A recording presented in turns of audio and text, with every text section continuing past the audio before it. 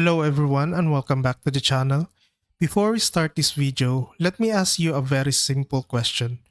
Who did you choose to start your Warframe journey? Let us discuss this in the comments section below later, but for now, let's focus on the video.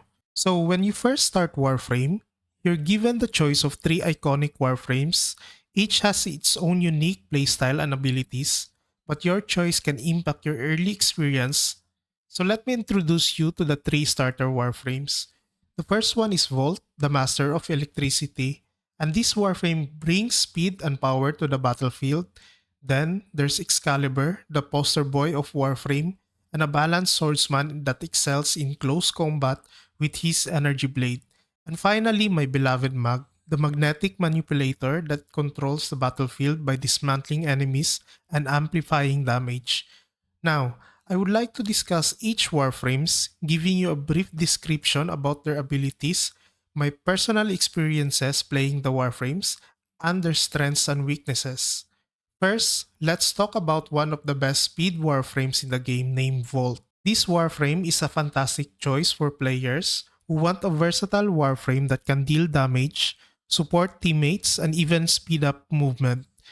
His first ability is Shock, and Volt releases an electric attack that stuns enemies, which is a great crowd control in the game. Then he gets speed that boosts movement and reload speed for you and your allies. This is perfect for mobility focused players and as well as speedrunning missions in the game. Then we have his electric shield that creates a barrier that absorbs incoming damage and enhances outgoing projectiles, including those beams from our operators. And finally, Volt's ultimate ability saps enemies in a large radius, stunning and dealing damage over time. The biggest advantage of picking Volt over the other 2 starter Warframes is that he is good when it comes to Eidolon hunting. His electric shield allows the operator's void beam to deal more critical damage, hence allowing you to take down the shields of Eidolons fast. However, the year is not 2017 anymore, wherein Eidolon hunting is the only source of getting arcanes. There's a better way now, and it's through the arcane dissolution system and farming Zariman arcanes in the Void Cascade. In the normal star chart, it's easy to traverse and complete missions with Volt, but in the past, survivability was an issue for Volt when you arrive at Steel Path levels. For newer players, it would be hard to play Volt in higher difficulties without relying on Rolling Guard or the Adaptation Mod, as his most dependent survivability before was only Shield, and Shield sucks in the past. Well, not until Shield gating mechanic was introduced, adding more survivability to Volt. Right now, he takes advantage of shield gating, which give him invulnerability for a couple of seconds. Then he is also tanky with adaptation, plus the high amount of shield values you can get from his ultimate with the capacitance augment. The best part is, his fort has a wide area that also is great for crowd control. In my opinion, Volt is the most all-rounder starter Warframe right now and can do almost all content in a game if played well. He can defend a target if he wants to. He has speed to make any exterminate or even prime parts farming missions fast. He can do Eidolon hunts, and he is insane when it comes to survivability right now. Volt is really good for progression, and you will find more usage for him on Steel Path levels in terms of farming other warframes and weapons that you want to try out.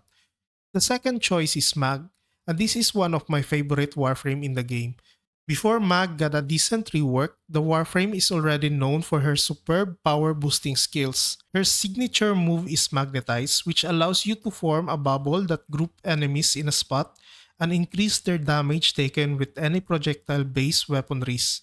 However, the only problem with Mag back then is survivability again. While her power is undeniable, only a few players love the Warframe, as you will most likely camp in one area in survival runs, as her only survivability was shield. Just like Volt, Mag became more appealing to the Warframe community after the shield gating mechanic, and I'm not being biased here, but Mag is so much better when it comes to abusing the shield gating mechanic. This is because when you are playing the Warframe, you will constantly use all her abilities. You will cast Pull to group enemies in place before casting your Magnetize. Then, you will cast Polarize to strip armor and damage enemies with the shards that inflicts bleed status. You will also cast your Magnetize to group enemies before shooting your projectile weapons to deal massive damage. And finally, her ultimate ability is also castable to crowd control enemies and strip their armor if you have the augment. Compared to Vault that has duration-based abilities, all of Mag's kit can be cast and this lets you abuse the shield gating mechanic frequently. You can say that Vault can also do this, but casting speed matters and almost all of the Warframe's abilities does either damage, crowd control, or defense stripping when cast. In Steel Path levels, Mag is now great as aside from her good crowd control, she can benefit from the high number of shields you get from her fourth ability. It gets crazy if you decided to enhance Mag with casting speed through the help of the Helmet system. Mag is a decent Warframe to use in progressing your normal star chart, and she can also jump into Steel Path levels easily. However, while I love Mag, I can't deny the fact that Vault will have more uses as you progress in the game. Vault's electric shield and speed are just valuable assets to the team that Mag's crowd control and damage and defense stripping are just disregarded. Now let's talk about Excalibur. This is probably the most famous starter Warframe as his face gets plastered in every Warframe ads that you see. This Warframe got a mix of Vault's mobility and Mag's crowd control in the sense. His slash and dash is good for closing distances, allowing you to get into locations fast. His Radial Blind allows you to crowd control a wide area, but it needs line of sight however, and all those enemies behind cover will not get affected. Then, his Javelin does good damage at early levels and it's one of the best sources of getting more melee damage for the Warframe through its Furious Javelin augment. And finally, the best skill for this Warframe is his Exalted Blade, which allows you to summon and wield a sword of pure light that can do massive damage and also has wave of lights that can deal good damage to enemies from afar. During progression, the best build is probably a Chromatic Blade Excalibur that grants you bonus status chance to your exalted weapon. This is insane now as when you have Condition Overload setup, you will increase the damage of your exalted weapons depending on how many statuses you can inflict to a target. However, at Steel Path levels, Chromatic Blade becomes an option only as you will gain access to primer guns that allows you to inflict multiple statuses to the enemies without modding for status and elements in your Exalted Blade. In these levels, you will find that Furious Javelin will be more beneficial to the Warframe, but before even messing with the builds, you will also find out that there's a better version of Excalibur when you finish the Sacrifice quest. Excalibur Umbra is probably the best upgrade to Excalibur as it has some unique new features added to the Warframe, especially his passive that will give life to Umbra and attack enemies on his own. Honestly, I did choose Excalibur in my first playthrough, and while it was a good experience, it did not last long once I have gotten all the parts for Rhino.